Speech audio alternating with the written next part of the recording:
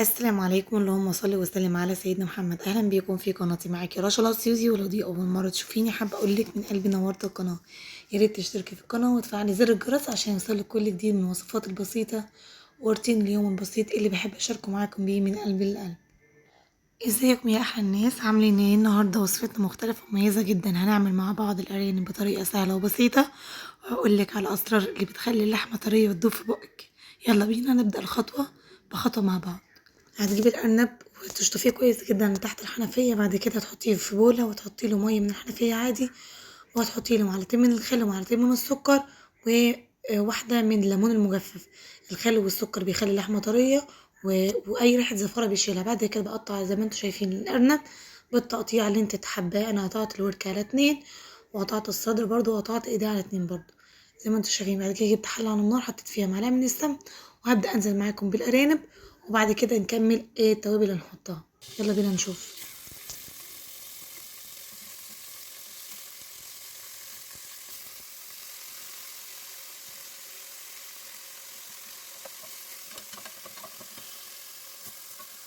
انا بدي الارنب صدمه عاليه على السمنه وعلى النار، بحيث ان مفيش اي سوائل تنزل منه وتبقى اللحمه من جوه طريه. وبدات ارش فلفل اسمر، وهبدا اقلب الارنب معاكم وياخد اللون الذهبي. كل ده على من غير ما قبل ما احمره ياخد معايا اللون الذهبي مع رشه الفلفل الاسمر من الناحيتين.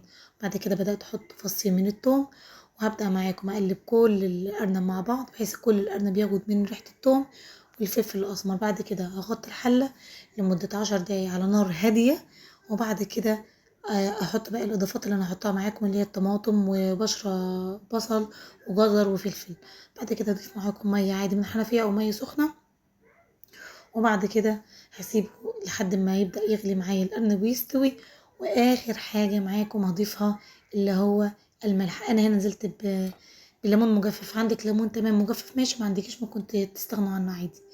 انا هنا ضفت معاكم الملح عشان خاطر اللحمه متشدش معايا. وهبدا معاكم اصفي اعمل شوربه الارنب، اصفيها عشان ابدا اعمل فيها الملوخيه. وبدات احط فص من الثوم مع الكزبره مع بعض، ومعلقه من السكر اللي هي نص معلقه من السكر، بتخلي الملوخيه لونها خضرا وطعمها حلو.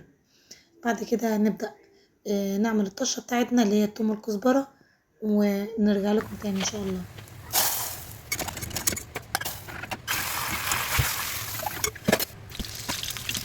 شايفين طاسة الملوخية عاملة ازاي ولونها ازاي اخضر؟ بعد كده تحمر الارنب. بعد ما تحمري كل كمية الارنب اللي عندك، هتجيبي برضو معلقة من التوم والكزبرة وتحطيهم في الزيت اللي هو المغلي ده، وتقلبي كل الارانب عشان تبقى طعم نكهة الارانب حلوة جدا ويبقى طعمها حلو.